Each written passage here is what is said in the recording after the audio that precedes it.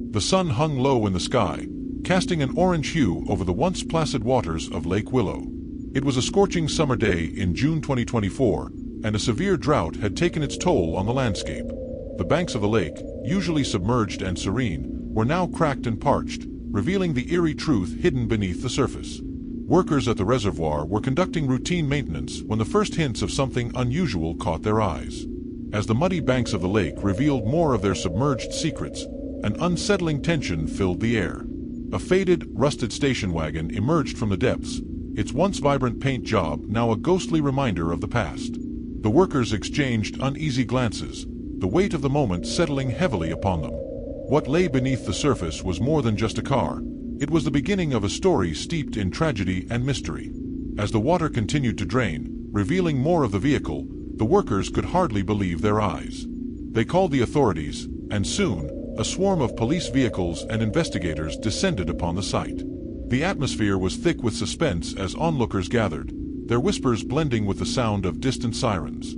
The rusted car, half buried in mud, stood like a tombstone, the silence around it echoing the lives once lived and lost.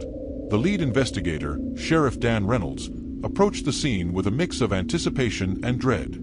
His years of experience told him that this was no ordinary discovery. He could sense the weight of history in the air, a history that had been tragically interrupted. "What do we have here?"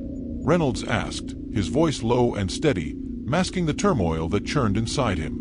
A young officer pointed toward the interior of the vehicle. "Sheriff, you need to see this." As Reynolds peered through the grimy windows, his stomach twisted. Inside, the remnants of a family vacation lay frozen in time.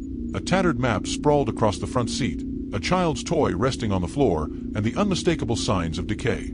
But what caught his eye were the seatbelts. 3 skeletons remained strapped in, a haunting reminder of the lives that had been extinguished. The 4th seat was empty, a painful testament to the missing child. The scene was somber and surreal, the air thick with the weight of loss. Investigators worked meticulously, documenting every detail, aware that they were on the brink of uncovering a long-buried truth. As forensic teams began to piece together the remnants of the case, their focus shifted to the car's exterior.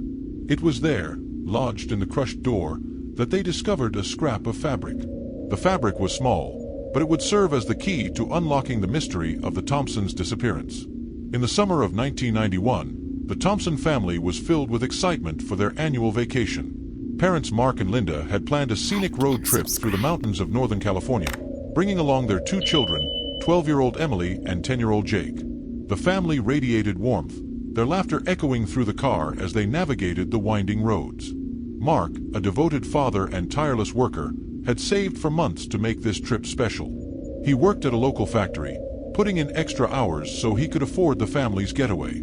Linda, the nurturing heart of the family, had prepared games and snacks to keep the children entertained. Emily, with her bright smile and adventurous spirit, eagerly pointed out the picturesque scenery. Jake, the quieter of the two, was absorbed in a book, occasionally glancing up to marvel at the towering pines.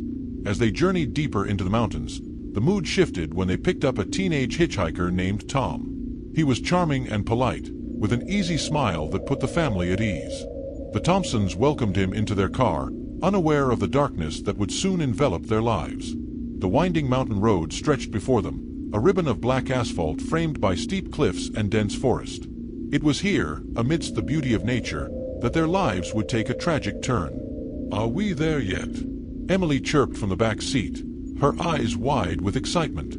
"Soon, sweetheart," Mark replied with a grin. "Just a few more twists and turns."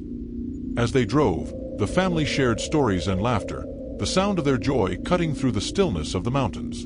They had plans to visit a nearby national park, hike some trails, and camp under the stars, a trip that would create lasting memories. But fate had other plans. The sun dipped lower in the sky, casting long shadows across the road. As they rounded a particularly sharp bend, Tom, the hitchhiker, suddenly tensed in his seat. "Hey, you might want to slow down," he warned, glancing nervously at the road ahead. Mark, caught off guard, glanced at Tom, then back at the road. "I've got it under control," he reassured, but the unease in Tom's voice gnawed at him. Just then, a deer bolted across the road, and in a split-second decision, Mark swerved to avoid it. The car careened off the road, tumbling down the embankment. Time seemed to slow as the world turned upside down. The impact was jarring. The family's laughter was replaced by screams and chaos. In an instant, everything changed. When the car finally came to a stop, silence fell over the scene. Days turned into weeks, but there were no signs of the Thompsons. No bodies, no car, no clues, just an unsettling void filled with rumors and theories. Where had they gone? The community was left in shock, grappling with the absence of a family that had been so vibrant and full of life. As the investigation commenced, Sheriff Dan Reynolds was a seasoned officer, known for his methodical approach. He interviewed friends, family, and neighbors, trying to piece together the last moments of the Thompsons. Each story added another layer to the mystery. "Maybe they ran off to start a new life," whispered one neighbor, a hint of envy in her voice. Another suggested a more sinister fate. "What if they were taken?" You hear about those things all the time. The sheriff knew better than to indulge in wild theories, but he couldn't shake the sense of dread that enveloped the case. The Thompsons' disappearance forged a bond among the townsfolk, who rallied to support one another and keep the hope alive that the family would return. Candlelight vigils were held every week, where community members gathered to share stories and pray for their safe return. Mark and Linda had been beloved figures in the town, known for their kindness and generosity. The loss was felt deeply. In the quiet moments, the community held on to hope, but as time stretched on, that hope began to fade. The once joyful memories of the Thompsons became tinged with sorrow, each passing day deepening the mystery of their disappearance. Fast forward to the present day, and the drained reservoir revealed its haunting secret. The station wagon sat eerily exposed, a time capsule of the past, its roof dented and its windows grimy with layers of mud. Investigators approached, their hearts heavy with anticipation and dread. As they peered inside, a chilling sight met their eyes. 3 skeletons strapped in their seatbelts, a haunting reminder of the tragedy that had unfolded so many years ago. The 4th seat remained empty, a painful testament to the missing child. The scene was somber and surreal, the air thick with the weight of loss. Investigators worked meticulously, documenting every detail, aware that they were on the brink of uncovering a long-buried truth. As forensic teams began to piece together the remnants of the case, their focus shifted to the car's exterior. It was there, lodged in the crushed door, that they discovered a scrap of fabric. The fabric was small, but it would serve as the key to unlocking the mystery of the Thompsons' disappearance.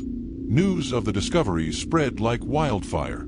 The town of Maplewood, still haunted by the Thompsons' disappearance, was thrust back into the spotlight. Local news stations set up cameras, broadcasting live from the reservoir. The emotional toll was palpable as friends and family of the Thompsons watched, some with tears in their eyes, others with anger for the years lost. At the local diner, the usual chatter was replaced by hushed conversations and glances toward the television screens. The owner, Mrs. Hargrove, had known the Thompsons well. "They were good people," she said, wiping a tear from her cheek. "They didn't deserve this." As the community grappled with the resurfacing of painful memories, the investigation ramped up. Detective Sarah Collins, a dedicated officer with a sharp mind, was assigned to the case. She was determined to bring closure to the Thompsons' loved ones, but she also felt the weight of the community's expectations. Detective Collins began her investigation by revisiting the case files from 1991. She pored over witness statements, piecing together the timeline of the Thompsons' last known moments. The more she read, the more she felt the weight of the family's loss. Who were they? She whispered to herself, longing to understand the lives that had been tragically cut short. Collins reached out to the families of the Thompsons, hoping to glean more insights into their personalities. She learned that Mark was a hard-working man, devoted to his family. Linda was nurturing and full of life, always eager to help others. Emily and Jake were bright, curious children with dreams of adventure. Each story painted a picture of a family that had been deeply loved and sorely missed. As she sifted through the evidence, Collins felt a growing sense of urgency. The community needed answers, and she was determined to provide them. The fabric scrap found in the car was sent for DNA analysis, and the team held their breath, hoping it would lead them to a breakthrough. The scrap of fabric was sent for analysis, and within days, the results returned with shocking clarity. It contained DNA belonging to the hitchhiker, Tom, now known as Thomas Walker, a well-loved local pastor. The revelation sent shockwaves through the investigative team. How had a teenage hitchhiker turned into a respected member of the community? As Detective Collins dug deeper, she discovered that Thomas had built a life around forgiveness and redemption, but beneath the surface lay the weight of a hidden past. How could someone who had seemingly turned his life around be connected to such a horrific event? Detective Collins organized a press conference to announce the findings. The local media packed the small town hall, eager to broadcast the latest developments. As cameras flashed, Collins stood at the podium, her expression serious yet measured. "We have made a breakthrough in the Thompson case," she began, her voice steady. "DNA evidence has linked Thomas Walker to the scene. We are actively pursuing him for questioning." The response from the community was mixed. Some expressed disbelief. They had known Thomas as a kind-hearted man devoted to his church and community. Others were outraged, demanding answers for the Thompsons' tragic fate. The media frenzy intensified, and Thomas found himself at the center of a storm he never anticipated. In the days that followed, pressure mounted on Thomas. He had spent years building a life based on faith and community service, yet now he faced scrutiny and suspicion. The townspeople who once looked up to him began to question his character. Thomas felt the walls closing in around him, the guilt of his past resurfacing with each passing moment. As the investigation progressed, Collins arranged to meet with Thomas at his church. The small building was filled with the scent of polished wood and flickering candles, a sanctuary for those seeking solace. When Thomas entered the room, his expression was calm, but his eyes betrayed the turmoil within. "Detective Collins," he greeted, his voice steady but tinged with tension. "I've been expecting you." "Thomas, I need to ask you some questions about the Thompsons," she said, keeping her tone neutral. Like and subscribe. He nodded, and together they sat in the quiet sanctuary, the weight of the investigation hanging heavily in the air. As they spoke, Collins sensed the emotional turmoil beneath his calm exterior. Thomas spoke of his life as a pastor, of his commitment to helping others, yet she could see the cracks forming. The more they talked, the more he seemed to unravel. Collins leaned in, her voice low. "Can you tell me about the day you met the Thompsons?" Thomas's expression shifted, his gaze dropping to the floor. "I was just a kid, looking for a ride. I never meant for any of this to happen." With each question, Thomas's memories flooded back, intertwining with the present. He recalled the thrill of being picked up by a family on vacation, the warmth of their smiles. But he also remembered the fear that gripped him when the car swerved off the road. "I was scared," he confessed, his voice barely above a whisper. "I didn't know what to do. I just ran." Collins watched him closely, searching for signs of deception. But what she saw was a man grappling with the weight of his past. As he recounted the events, she could see the guilt etched into his features, the shame that had shaped his life for over 3 decades. Thomas Walker's journey was not an easy one. Raised in a troubled home, he had faced turmoil from an early age. His childhood was marked by instability, with a father who struggled with addiction and a mother who worked long hours to make ends meet. The decision to hitchhike on that fateful day was born out of desperation, a search for escape from the chaos of his life. When the Thompsons picked him up, he saw a chance for something greater, a fleeting glimpse of normalcy. He was welcomed into their car, their laughter a stark contrast to the silence he was used to. In the moments before the crash, Thomas felt a sense of hope, but that hope was shattered when the car veered off the road. As the car tumbled down the embankment, he survived the impact but faced the harrowing aftermath alone. In the chaos, he seized the opportunity to take money from the family's belongings before disappearing into the shadows. The guilt of that day haunted him, shaping his life choices as he sought redemption in the years that followed. After the accident, Thomas changed his name and fled to a nearby town. He worked odd jobs and eventually found solace in the church. With the guidance of a compassionate pastor, he transformed his life, dedicating himself to helping others. He became a beacon of hope in the community, preaching forgiveness and understanding, but inside, he was still that scared teenager grappling with the weight of his past.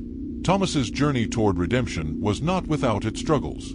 He attended therapy sessions, seeking to understand the trauma that had shaped his life. Each session was a reminder of the choices he had made, the family he had wronged, and the guilt that lingered like a shadow. In his sermons, Thomas spoke about grace and forgiveness, urging his congregation to embrace their flaws and seek redemption. But the more he preached, the more he felt the burden of his own sins. He often wondered if he was truly deserving of the forgiveness he preached. "How can I lead others when I can't even forgive myself?" he would ponder in moments of solitude. As the investigation into the Thompsons' disappearance unfolded, Thomas struggled to reconcile his two lives. The guilt he had buried for years resurfaced, threatening to consume him. He began to question whether he could ever truly escape the shadows of his past. When Detective Collins confronted him, it was as if the walls of his carefully constructed life were crumbling. "I'm not the same person I was back then," he pleaded, desperation creeping into his voice. "I've changed." "Then help us understand," Collins urged, her tone softening. "Help us find the truth." But the truth was a heavy burden, one that Thomas had carried alone for far too long. As the investigation progressed, the narrative wove between the past and present. Flashbacks revealed moments from 1991, the road trip, the hitchhiker, the crash, juxtaposed with the current media frenzy surrounding the case. The town buzzed with gossip, and the community began to scrutinize the pastor they had come to trust. Detective Sarah Collins felt the pressure mounting. She pieced together evidence and testimonies, determined to bring closure to the Thompson family's tragedy. Her relentless pursuit of the truth drove her to interview Thomas, who was now a respected pastor. In an attempt to understand the man behind the facade, Collins arranged a meeting with Thomas at his church.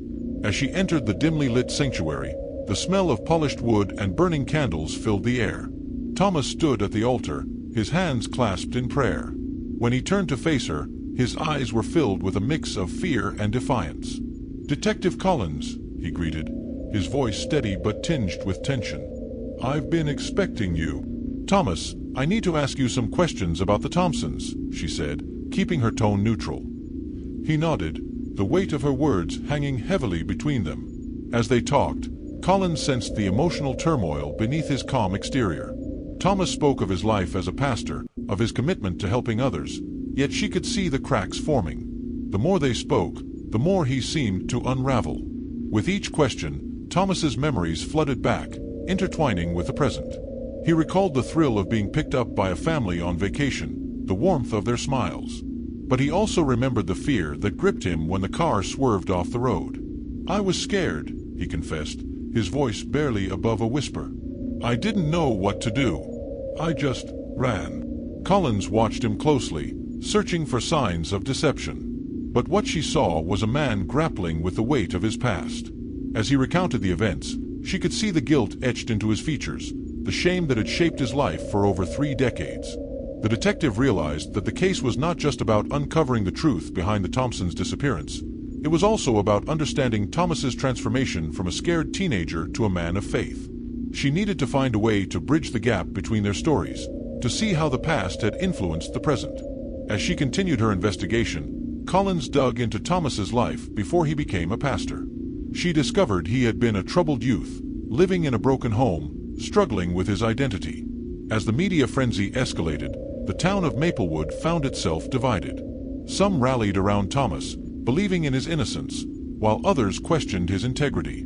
The whispers grew louder, and the pressure tightened around him.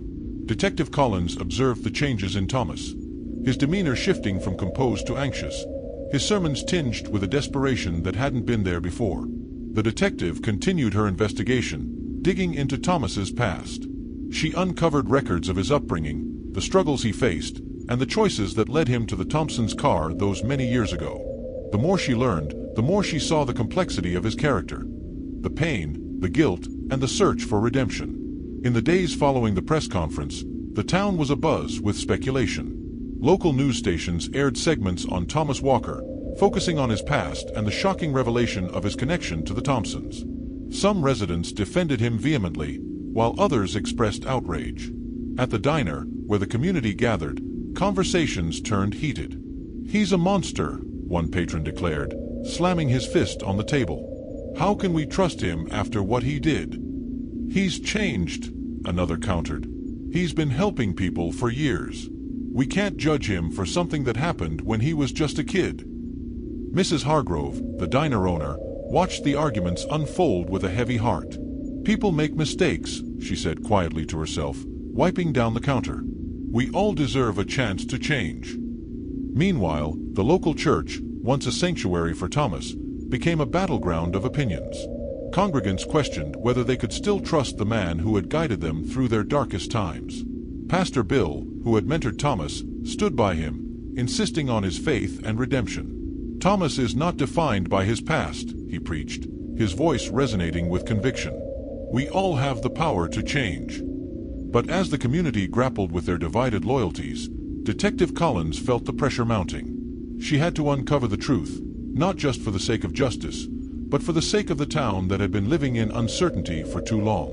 As the weeks passed, cracks began to appear in Thomas's composed exterior. The stress of the investigation weighed heavily on him. He struggled to maintain his role as a trusted figure in the community, but the burden of his past was too great. During a sermon, he stumbled over his words, his mind drifting back to that day on the mountain. The faces of the Thompson family haunted him, their laughter echoing in his ears. In that moment, he could feel the eyes of the congregation on him, judging him, questioning his every word. After the service, he found himself standing alone in the empty church, the silence palpable. He sank to his knees, tears streaming down his face. "What have I done?" he whispered, the guilt crashing over him like a wave. "How can I ever make this right?" Detective Collins, aware of Thomas's unraveling, decided to confront him once again. She hoped that by digging deeper into his past, she could find the truth that would either exonerate him or seal his fate. Arranging a meeting at the church, Collins approached Thomas with a sense of urgency. "Thomas, I need you to be honest with me. The truth can set you free, but you have to be willing to share it." Thomas looked up at her, his eyes filled with turmoil. "I'm trying, Detective, but it's not easy. I've built a life on the foundation of forgiveness, yet I can't forgive myself for what happened that day." "Tell me what happened," Collins urged gently. "Help me understand. It's the only way to move forward." As they sat in the quiet sanctuary, Thomas took a deep breath, his voice trembling. "I was scared. I didn't think about anyone else, just myself. When the car went off the road, I panicked. I didn't know how to react. I should have helped them, but I ran." Collins listened intently, sensing the weight of his confession. "Why did you take their money? Why didn't you report it?" "I thought if I just disappeared, it would all go away. I thought I could start over, forget everything," he admitted, shame flooding his voice. "But I've carried that guilt with me all these years. I thought becoming a pastor would make it better, but it hasn't." The confession hung in the air, heavy with sorrow. Collins could see the pain etched on his face, the struggle between his past and present. "You have the chance to make this right, Thomas. You can help bring closure to the Thompsons family. They deserve to know what happened." "But what if they hate me?" he whispered, the fear evident in his eyes. "What if they can never forgive me? Then that's something you'll have to face." "But you owe it to them to try," Collins replied firmly. The climax of this story unfolded with a tension that had been building for weeks. The detective had gathered enough evidence to confront Thomas one last time, and she was determined to get to the truth of what happened on that fateful day. Collins arranged a meeting at the police station, where she could lay everything out on the table. As she prepared for the confrontation, she felt a mix of apprehension and determination. She wanted to believe that Thomas could be redeemed, but the truth needed to be uncovered. When Thomas entered the room, he appeared frail, the weight of the world resting on his shoulders. He sat down across from Collins, his hands trembling slightly. "What now?" he asked, his voice barely above a whisper. "We need to talk about that day," Collins began, her tone steady but compassionate. "I've gathered evidence, and it's time to face the truth." Thomas nodded, his eyes cast downward. "I know I can't hide from it anymore. Please, just tell me what you found." Collins leaned forward, laying out the facts. "We found the car, Thomas. We found the Thompson skeletons inside, and we found your DNA on a scrap of fabric lodged in the door. This isn't just a misunderstanding, it's a matter of life and death." His breath hitched, and he looked up, tears welling in his eyes. "I never wanted any of this. I never meant for anyone to get hurt." "I believe you," Collins replied. "But the only way to truly move forward is to face what happened. You need to tell me everything, the accident, what you did afterward. The Thompsons deserve to know." Thomas took a deep breath, the weight of his guilt pressing down on him. "After the crash, I was in shock. I remember feeling lost and scared. I saw their bodies, and I panicked. I didn't know what to do. I got out of the car and ran. I took some money, thinking it would help me start over. I thought if I could just disappear, it would all go away. Collins's heart ached for him. But it didn't go away, did it? You've been living with this guilt for over 30 years. No, he admitted, his voice breaking. I thought I could bury it, but it just kept coming back. I tried to atone for my sins by helping others.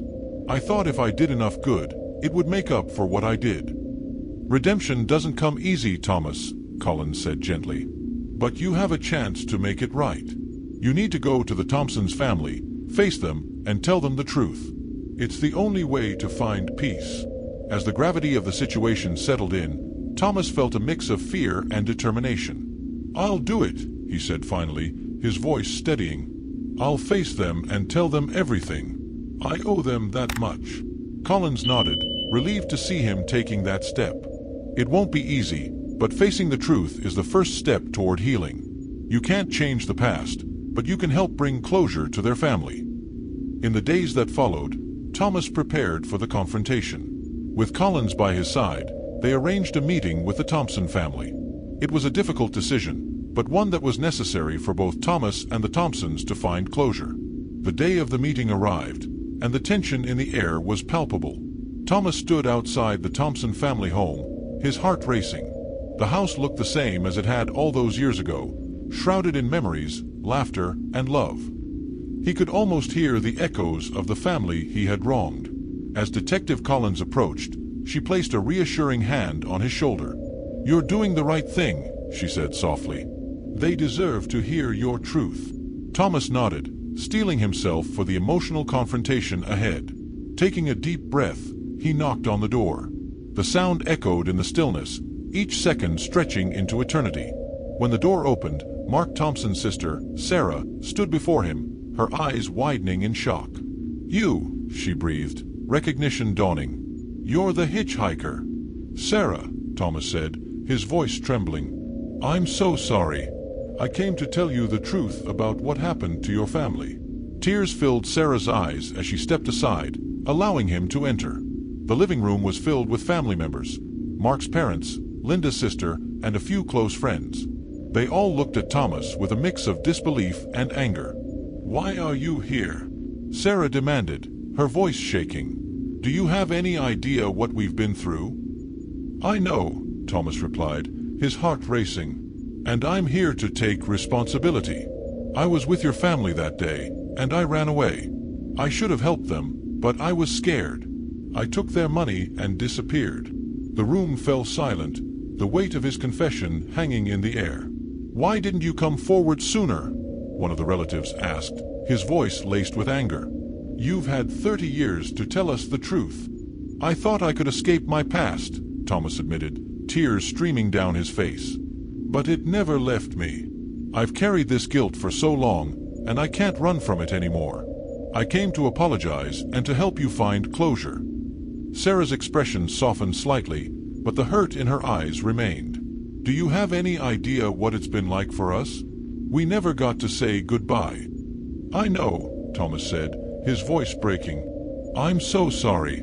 I wish I could change it, but I can't. All I can do is tell you the truth and hope you can find some peace."